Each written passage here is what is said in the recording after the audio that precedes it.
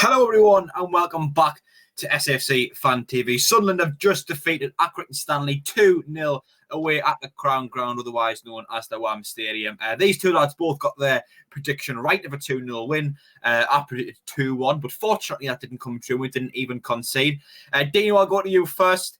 A relatively scrappy game, but we got the result in the end. What were your thoughts?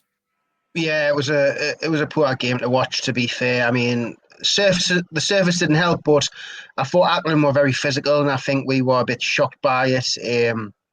First half, I mean, them had the chances, they really did. They had two what just went past the post, one from a cross and a header, another one was from a shot, I believe. And then second half, exactly the same. Morgan found himself on the edge of the box. He had a free shot, and somehow he didn't hit the target, and it was just past the left-hand post. And I mean, we got a bit lucky, to be fair, with them having their chances like that. But I mean, Lee Johnson brought Ross Stewart on, and he was a presence up front. I mean, he won his first header straight away and just went over the bar, and then he gets his goal. I was so happy for the lad. I mean, it's a looping header. I feel like the keeper should have done better, but I mean, I'll take that all day. Great start by Stewart, and then we'll get a corner, and White puts one in, even though he had a quiet game as well. I mean, it wasn't the best performance, but at the moment, the results are happening, and it's another clean sheet. I mean, happy days all round. A bit poor performance, but at this stage of the season, you just want to grab the points while you can, and we've grabbed them. Yeah, Jacob, an important win tonight. Yeah, very important, Jack. Bit of a scrappy affair, I should say. I mean, the pitch at Accrington normally isn't in the best of states, but it was about getting the job done. I think we've reached the stage now where it's more about result than performance. And Ross Stewart, delighted for the geezer coming on, getting his first goal, looping header. There was question marks about whether the keeper should have done better, but such a commanding presence in the box when he came on second half. And yeah, I think second half we really put our stamp on the game, and Accrington didn't really offer much in the final third. But in the first half, I thought we were on the ropes at times. I think you could say it was like a cup final hangover a little bit. Struggled to get into the game, struggled to get our passing rhythm going. But I think when we began to do that second half and get more, when we started to get more crosses into the box, it worked better in our favour. And yeah, the physical presence of Stewart and White linked up well second half, and I think that's what's got us the 3 points tonight. Yeah, we battled and we got there. I think there's a good way to sum up. Just a quick word on Accrington, who I thought gave us a good game tonight. Very physical was the word I kept using when we talked about it at half time. They got in our faces. They didn't make things easy. They seemed to get at us quickly and get in our faces, and they were strong in the tackle. Didn't give us a lot of time to work on the ball, and I think that's why we ended up having to get our goals through crosses into the box, really. But Dino, Accrington were a relatively tough opposition tonight, weren't they? Yeah, and it was to be expected, to be fair. I mean, they were up there, like halfway through the season. They've had a bit of a drop off in form, but they're still 5 points outside the playoffs, I believe. So that isn't still not that bad. It was going to be a tough game, because at the end of the day, everybody wants to show up against Sunderland, because at the end of the day, we've just won a trophy and we're the ones on a good run of form. So everyone wants to be the first team to knock off a high horse, if you want to say that. And to be fair, Accrington were unlucky in stages. I mean, they did have chances, they just couldn't hit the target, and that was probably our fortunate the day that they couldn't hit the target. Yeah, Dino, just before I go to Jacob, Jake Vokins came in today for Callum McFadden after I thought Callum McFadden had probably his two best performances back-to-back in Sunderland jerseys, in being part of the way and, of course, the final on Tuesday. But how do you assess Jake Vokins' performance? I don't think he did too bad tonight, Dino. Yeah, he didn't really do much. He was getting crosses into the box. I thought he linked up with McGeady a couple of times quite well. But I think it's a case of either McFadden's he needs a bit of a rest because of the cup final, because I know he got injured in the face, or Southampton's been on the phone saying, look, we've loaned you this lad and you're not even playing him. What's the point? We might as well just bring him back, and maybe we've said, right, we'll play him. I mean, there's a lot of things what could be said, but he had a good game. Game today. Yeah, Jacob, I don't think Accrington challenged us too much going forward, but again, another clean sheet and another solid defensive display, wasn't it? Yeah, and we were saying Vokins coming back in there tonight. Some people were questioning that decision, but I thought Vokins had a solid game, to be honest. And I think our defence stood strong for the majority of the game tonight. Jack, when they were called upon in the times where we needed them most. And Luke O'Nien and Dion Sanderson, it's a very solid centre-back partnership at the moment. It doesn't look like any opposition will be breaking them down anytime soon. To be honest, it's going to take a lot.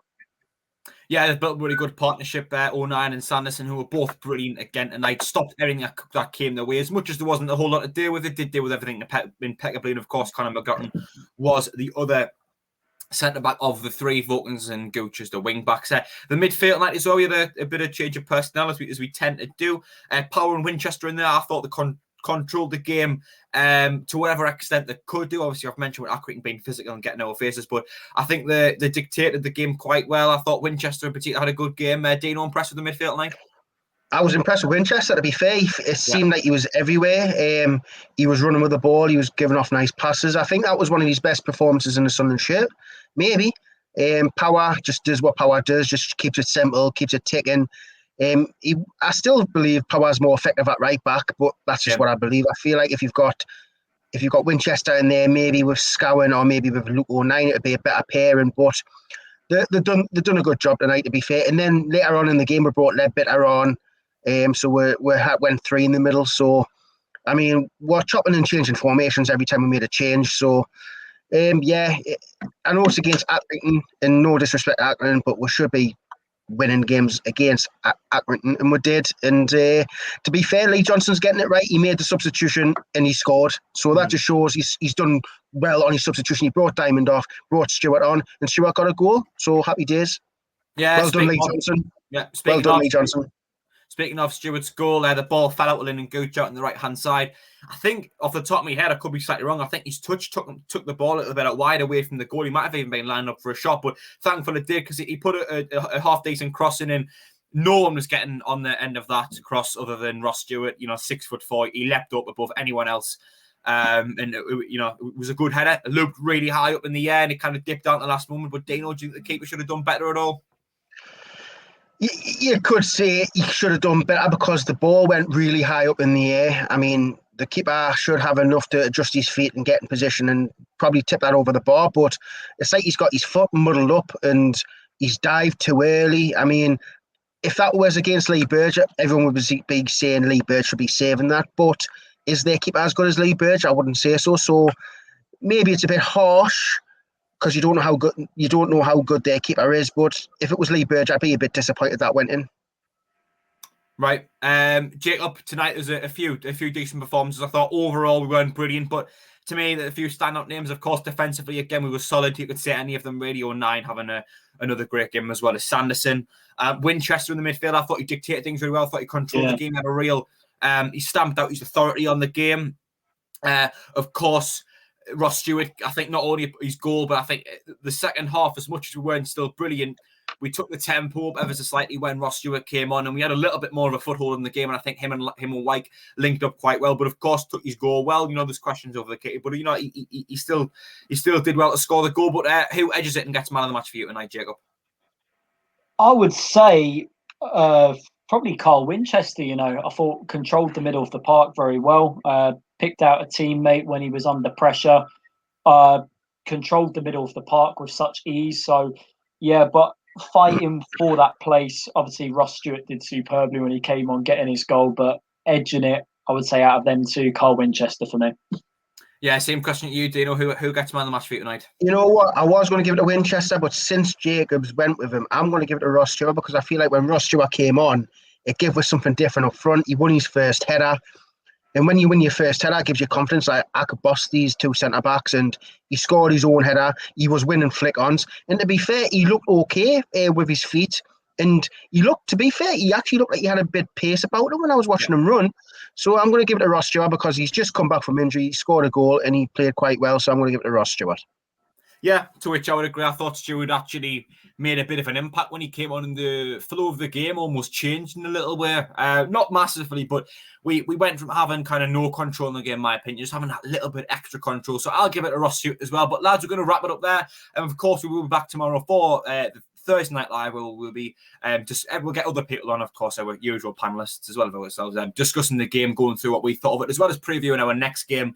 My preview will also be going up as well. I'll give that a little plug. But if you have liked the review, please do give it a like. If you haven't already, please do subscribe to SAFC Fan TV. But for myself, Jack Dodds, from Jacob Kirkbride and from Dana Welgar, thank you to every single one of you for watching, and we'll see you later. Bye-bye.